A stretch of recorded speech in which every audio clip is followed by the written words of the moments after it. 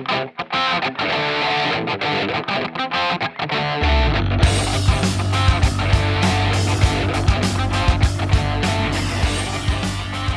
welcome to My Comic Crush. I'm Vicky Sebring, and I love comics. So let's dive into a long box and see what we find. With me today, once again, is my co-host, Scott Sebring. Hello. And today we're going to talk about the miniseries 6 from Sirius. This was put out by Epic in August of 1984, and it is really, really awesome. So technically it's Marvel putting it out, but Epic being the main... Epic was sort under of... the Epic title, as it were. Yeah, Epic was kind of like a subsidiary. They did a magazine when they would run serial stories. As a matter of fact, I first discovered Gru in Epic. The stories they would run, they would just run little serials, maybe a page or two, not a lot, just enough to get your whistle wet, and then you'd have to wait till the next one came out and you'd get your next installment. And originally, this was intended to be a serialized story for the magazine. As a matter of fact, the co-creators, writer Doug Munch and artist Paul Gulacy, they were a team that worked together and was very popular back on... Was it Master of Kung Fu? Master of Kung Fu, yeah. Mm-hmm. And they had wanted to work together, but I guess Paul didn't really like the demands of the deadline. That's part of the reason why he eventually left comics. Although he kept his hand in, he wasn't doing that full time anymore. Yeah, he wasn't incredibly prolific, but it kind of makes sense, which we're going to get into a little bit later. Oh yeah, it makes sense when you see his art. But they wanted to work together again, and fans wanted them to work together again. And originally they had pitched the idea of this as a serial for Epic. One, because that way it had a more casual deadline. They could take their time to get it together. They didn't have to worry about putting out a monthly book. Well, yeah, you're not cranking out, 20, 22 pages a month. No, it's a lot of work. So that was the original plan. However, it quickly got away from them. It grew. And grew. I think this was actually like 3 years in development, if I remember correctly. Wow. And eventually the guys at Epic, they were like, we're gonna do a miniseries. And this was actually Epic's first ever miniseries. They'd never done one before. This was the first one they did, and the reason they did it was because they believed strongly enough in the story. Epic was really liking what they were seeing, and they were really liking what they were reading, and they decided that trying to cram this much story into a serialized publication that you get just a snippet every month or two wouldn't do it justice. So they decided they'd do it as a limited series. This was their first ever, and it was the right call to make. It's a very jam-packed story. No wonder you like it. Boy, and let me be straight up. This is sci-fi. This is serious sci-fi. You've got everything in this. You've got intergalactic plots. You've got potential war between planets, you've got robots, you've got spaceships, you've got matter transmission, you've got particle beams, you've got espers, you've got religious cults. Wow. It's got lots of stuff. It's got a lot of stuff. It's got a large cast of characters. Well, I mean, you've been telling me about this comic for as long as I've known you, which this goes way back, folks. Way back. Like I said, when this was originally published again? Originally published August 1984. In 84. And like I said, you turned me on to it ages ago, though I never got around to actually reading it until literally this past week when we were talking about doing this as a podcast. And I said, I've looked at this thing, but I'm going to finally decide, sit down and read it. And there was 2 of them. Well, this was the first miniseries, and then eventually they did a second 6 from Sirius 2. But this was the original. The second one is also amazing. It's the same team, and it's really, really good. Again, along the sci-fi lines. But this was the first, and I have to say, even back when I was first, this is probably the very first comic that the art blew me away, just blew my mind. As a kid, when I was first collecting comics and stuff, while I liked the art and bad art might turn me off a book, I wasn't really that art aware, shall we say. That's something that came with age and experience. But the art in this series is just phenomenal. I gotta say, it is, and when you consider the fact that Galassi is doing it all himself, other than the lettering. The letterer for this, I think, was Gaspar Saldino. Why don't we go ahead and give him the run sheet for the first series? Okay, we've got the writer and co-creator Doug Munch, artist and co-creator Paul Galassi, letterer Gaspar Saldino, editor was Archie Goodwin, assistant editor was Laurie Sutton, and consulting editor was Jim Shooter. That's your Marvel guy. Well, at that point, he was the Marvel guy. Yeah, Galassi was doing the penciling, the inking, and the coloring. Which is phenomenal. Well, by 84, we've got the deluxe format out there. And if I recall correctly, you can completely correct me on this, Epic magazine stuff was in black and white. The magazine itself, yes. At least the stuff I had was. Right, because, I'm really glad they did go to this deluxe format because it could carry so much more color than the old newsprint that was, ahead of it just a couple years prior. This is a beautiful, beautiful book. I mean, even if you're not a sci-fi fan, it's worth looking at just to see the art. The art is phenomenal. I'd like to clarify also when we're referring to this art, he really pushes the depth of color. The shading is phenomenal. Well, and the shading. And the key thing is that even if you were to strip away the color, and this is something that's very key in Galassi's art, if you strip away the color, the black and white pen and ink reads almost like a black and white photograph, like a high contrast photo. The people, the faces, the hair, they are photorealistic as far as proportion in the way they're rendered. The shadow, the shading is, like I said, it's photographic. It's beautiful. It really is beautiful. And then him doing the color himself turns it into that next level where we're darn near painting. I mean, you can see why he doesn't like deadlines. This man puts a lot into his work. And thank you very much because, wow, it's, I love the wow word. Wow. It's gorgeous. I mean, I was looking at just one panel of like a close-up of one of the characters who had very long hair and the amount of detail that's just even in the hair. Hair. It's not even just like a brush stroke. It's like lines upon lines. Well, I mean, since this is sci-fi and you do have spaceships, there are some star fields in here. And they're gorgeous. Okay? They're you just don't see that sort of thing in a comic book every day done that lovely and that well. Even the asteroids and the suns, you really got to see it to believe it. And I wish I could show you it, but I encourage you to check it out so that you can see it. Yeah, it's actually really wonderful to look at and read. And I even just double checked to see if I could recommend it out there. But at the moment, as of this particular podcast, I double checked. It is available on Amazon as a trade paperback. Yeah. So you can actually get the at least the first one. I didn't check to see if you can get the second one or if they're all together. That would be a nice little detail. Someone could tell me later. Yeah, well, I do know that the first one is available as a trade paperback. I read it in the individual issues, and I kind of liked getting it that way monthly because it is a really dense story. There's a lot going on. You have a large cast of characters. So the fact that I had a month between gave you a lot of time to either reread or let it all sink in and absorb it before you got your next installment. And it was just a 4-part miniseries, so you weren't like... Just a 4-parter. So you weren't waiting a whole year to find out how it turned out.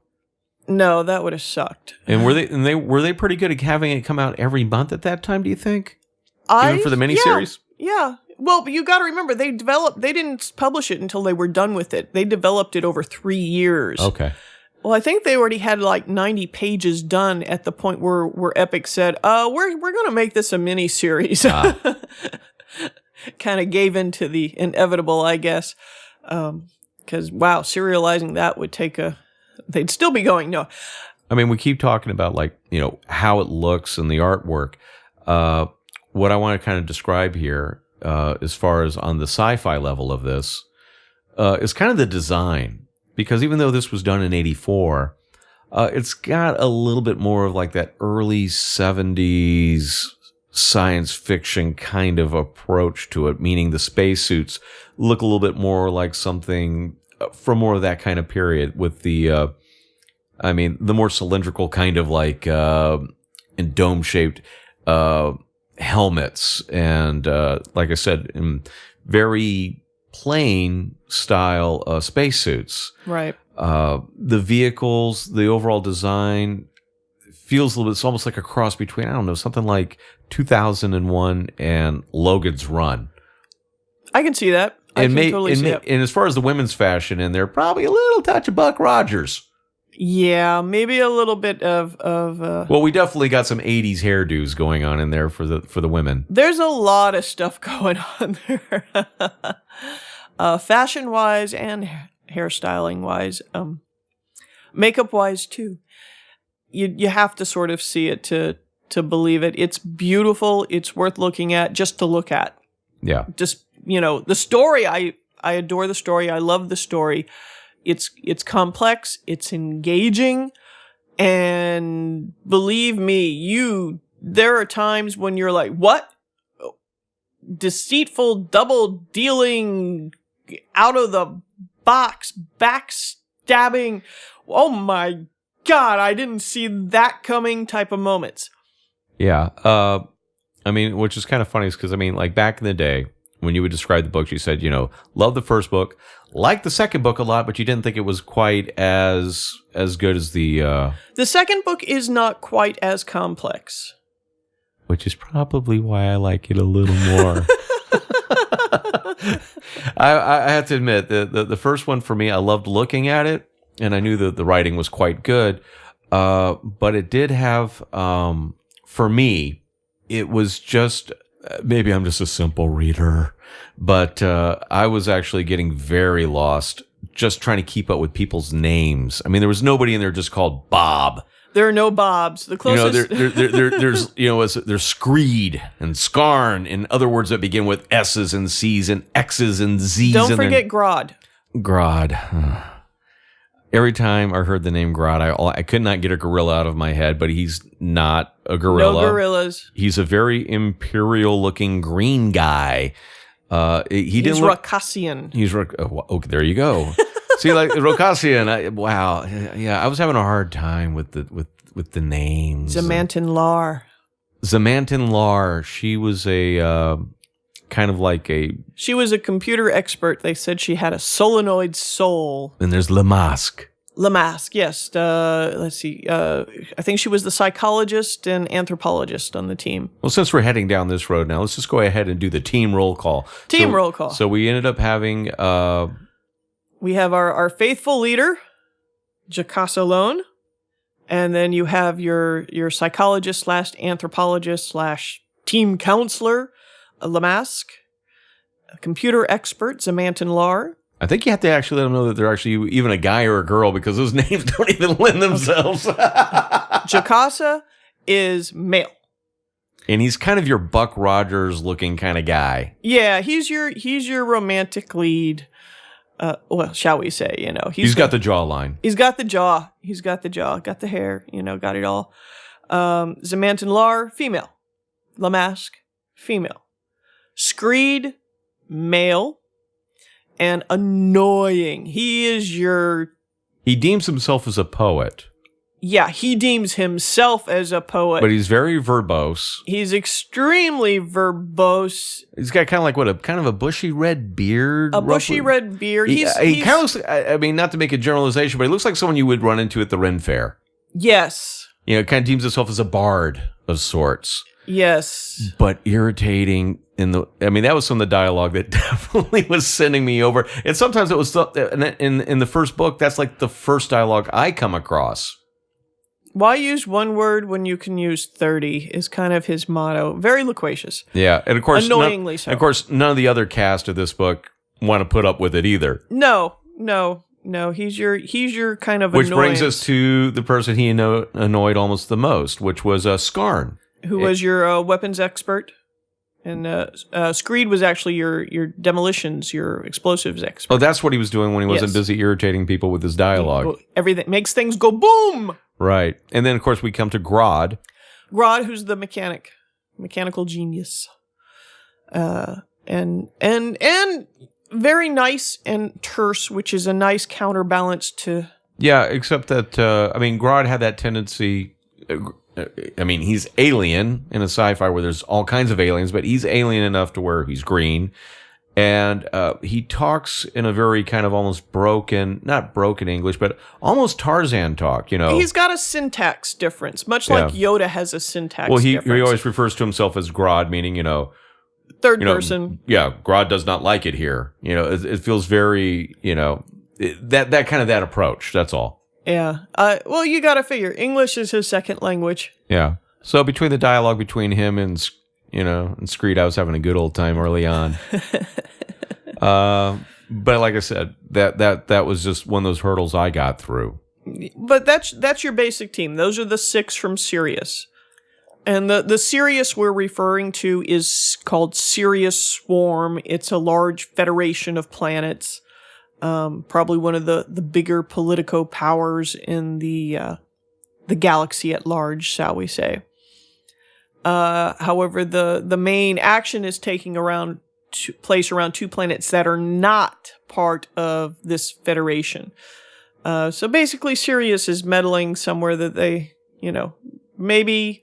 They stick their nose in... They're sticking their nose in other people's beeswax. And the other people would be?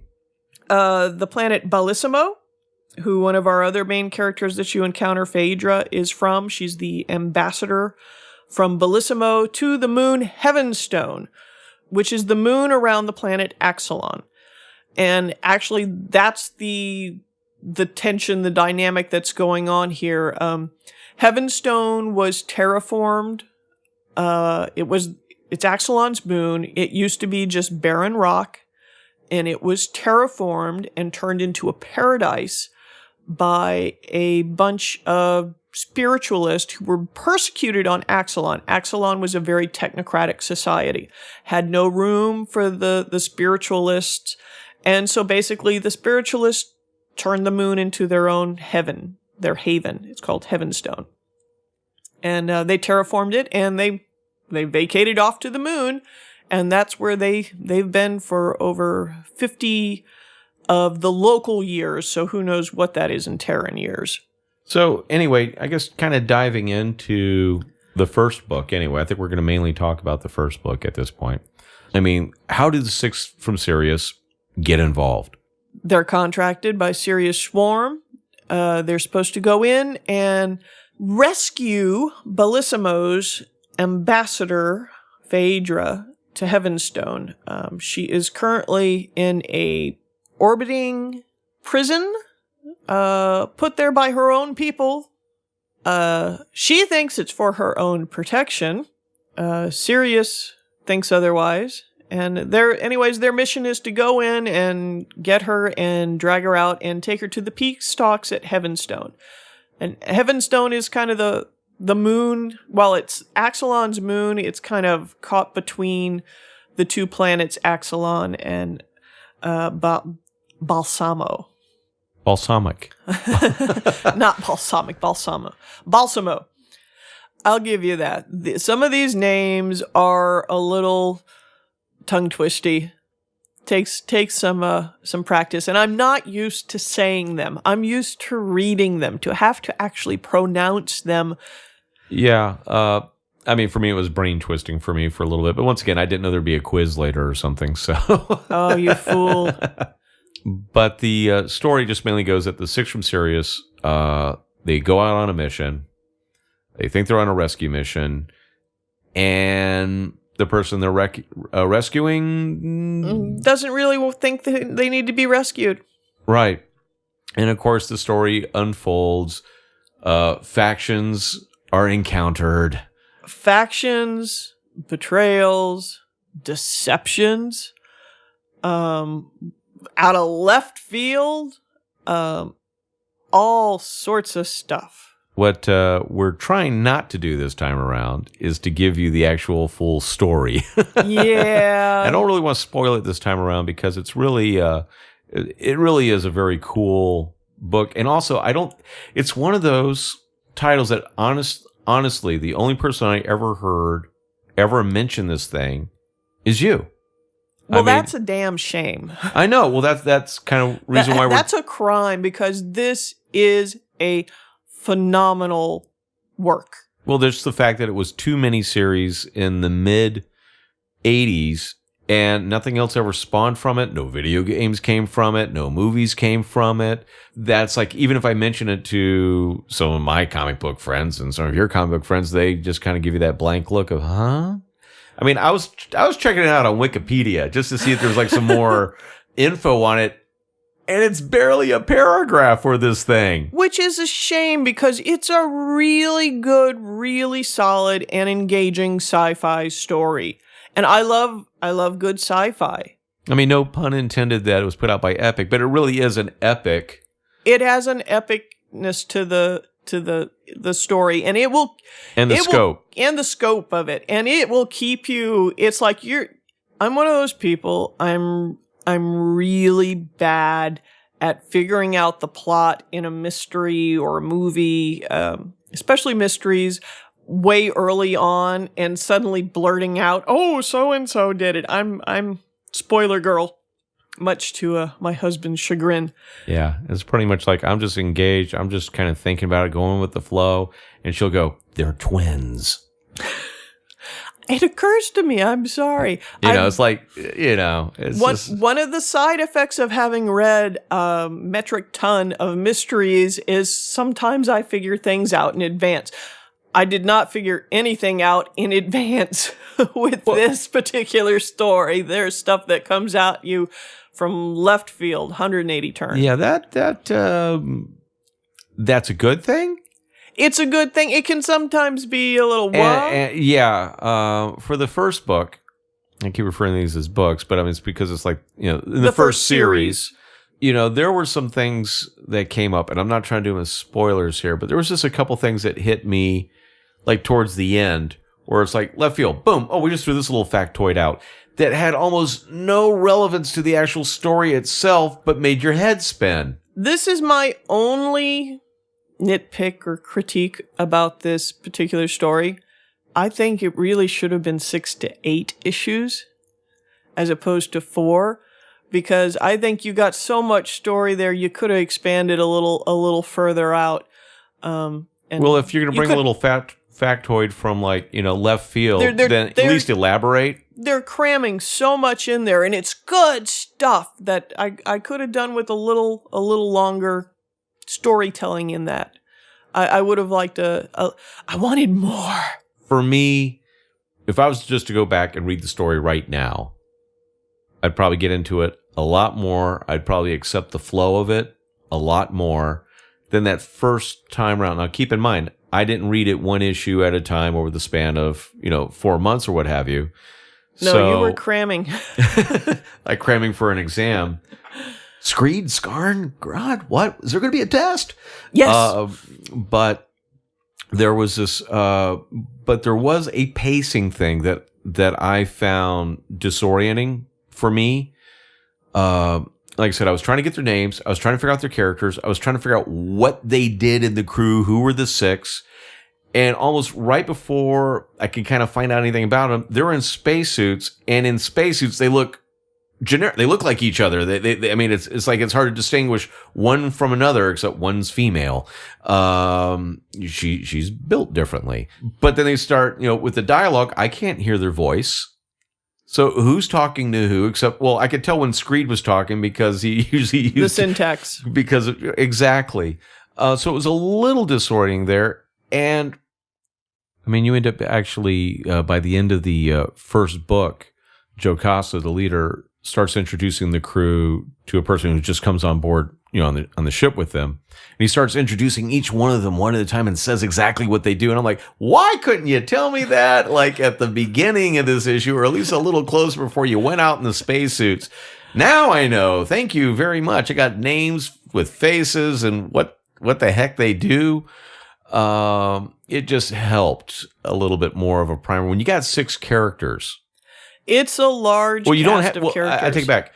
You don't have just 6 characters. You got 6 on the team, and then you've got the person they're trying to rescue, as it were, and then you've got the all various parties involved that they have to deal various with and ambassadors and counselors and chancellors and spiritual priests and guidance people and the faxmen. The faxmen, yes, the ubiquitous faxmen, which are like these indestructible kind of like robot droid type thing. Assassins of sorts. They never call them droids; they're just faxmen. Faxmen, FAX. FAX. It's like, do you send them through the phone? No. This is sci-fi, no dial-up. Yeah. Well, it's 84. I was going like, yeah, fax. It sounds really future. 84 dial-up was state-of-the-art technology. Yeah. But anyway, like I said, you got all these various characters. I'm just trying to keep track of them and, in my head. One of the things I absolutely loved about the second series in the comic series, the 6 from Sirius 2. The second miniseries. Right, is that the very first page of the comic describes each one of the characters by name. Here's their face, here's their name, here's a full description of what they're about. Boom, boom, boom, boom. All 6 of them. They tell you who the 6 from Sirius are. And I'm like, thank you. This is what I wanted in the last book. I know now, but if I was just to get 6 from Sirius 2 cold, I feel like I would be much better equipped. But the nice thing about the comic, too, though, in this series was they did do a recap on the inside cover. Yes. Of each issue. So it's like, okay, if you read it last month, rather than going back and picking that thing up and trying to remember where you left off, you can read the recap, which was still like 5 paragraphs or so long in fine print. It's a full page recap. It's not just a little paragraph or panel or something. It's a full page recap. Why? It's a dense story. There's a lot going on with a lot of players. If you're afraid of reading, maybe this comic isn't for you. But you can still look at the pretty pictures. Yeah, there's some great, like I said, how can I describe this art to a certain degree?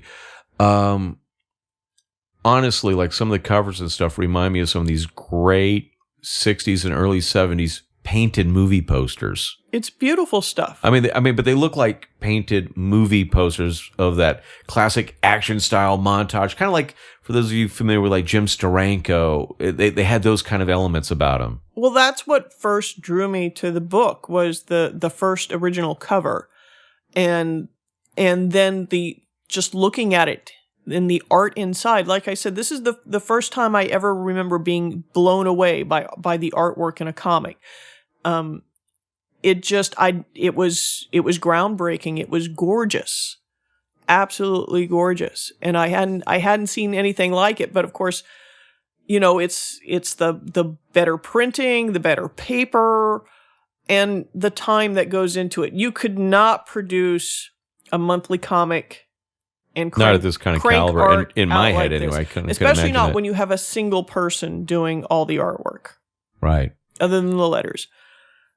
The other thing that's really cool that I enjoyed a lot about this series was, just like they have the recaps at the beginning of each individual issue, at the very beginning of the series and then at the end of the series, they sort of tell you the story of the creation of the series itself, what they went through to get it, how it evolved, how it was originally meant to be a serial, the creative process, and how it just sort of grew.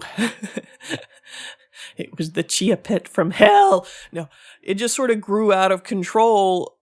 But the ideas that they had were just so much more beyond what you would expect in a nice little serialized story. Yeah, they really do go places on this thing. They totally do. And it's really, if you like sci-fi, especially if you're a voracious reader, which I am, I think you'll enjoy it. If you like really good art, I don't think you've got anything to nitpick here on the art. It's beautiful stuff. Yeah, and as I'm sitting here doing my little nitpicks about pacing and trying to memorize names and I'm not even going to say plot twist, just certain elements that just kind of come in. Like I said, what do I do with this? And I thought maybe they'd explore it more like in the second series, and they really didn't. And they're not plot holes. They're just little factoids of like, okay, well, where are you going with this? What are you going to do with that? Okay, apparently nothing now. Okay, got it. And sometimes it's information that comes out of nowhere that you would have had no way of knowing. Of the two series, as good as the first one is, I feel a little more akin to the second one, just as far as the story, the pacing, just how it flowed for me. And it's not maybe as dense or as complex as the first one, so maybe it's a little more my speed. Well, I love them both. I do. I would say I might gravitate a little more to the first one, but for me, it was the first one, and I did kind of imprint on it. Also, I love a wordsmith who gives me a lot of words. There's a difference between giving a lot of words that turn out more like screed talking, but someone, like I said, who does spin a good yarn, Yes. Give me the yarn. And keeps you guessing, keeps you engaged. Keeps you wondering what? I think that I think it's a really underrated series. I mean, maybe I'm just not running into the same people. Maybe there's there's probably maybe a huge cult following for this particular series. And, was it the Firefly of its day, where it's like it just did this short little run and there's just people rabid for it. I haven't run into them. I haven't run into the brown coats of this series. Well, I haven't either, and that's a real shame, because I think it is worthy of that. It's worthy of a cult following just on the art, but like I said, I think the story is top notch as well, and I really, really enjoyed it. It's one that well, like you said, I've been talking to you about it ever since I've known you, and that's a long time, folks. It's one of those ones that sticks in your head and it stays there. You think about it now and again for one reason or another. And while I have all the original issues, I do believe I also have, although I haven't dug through all the boxes yet, I believe I also have the trade paperback in the garage in my long boxes. Kind of like I have that urge to always continually buy Ms. Marvel number 21 when I come across it. If I were to come across the trade paperback for 6 from Sirius, I probably would be really tempted to buy it. Now, unlike the Ms. Marvel books, which I hoard, I might buy it to give it as a gift to a friend. Say, hey, check this out. I think you'd like it. I think you'd enjoy it. Because I think it needs more love. Yeah, it's once again, other than you, I've never ran into anybody else who ever talked about this particular series. And like I said, I think I made the comparison to Firefly earlier, but I mean, it really is one of those kind of team sci-fi outings. They've been Totally. they're kind of on the rogue side of it. Yeah, there are some correlations to Firefly I can definitely see in a lot of aspects, but if you're a 6 from Sirius fan out there, let us know. I'd love to know I'm not alone out there. Yeah. I'd love to know. I'd love to find out that there is a huge rabid fan base for this book out there that remember it fondly just as I do. Because I think it's deserving. And if you haven't encountered it, I would really hope that you might check it out. If nothing else, just to see this crazy art we're talking about. It's crazy good, man. Crazy good. And that about wraps it up for this podcast. So until next time, I'm Vicky Sebring. And I'm Scott Sebring. And this has been My Comic Crush.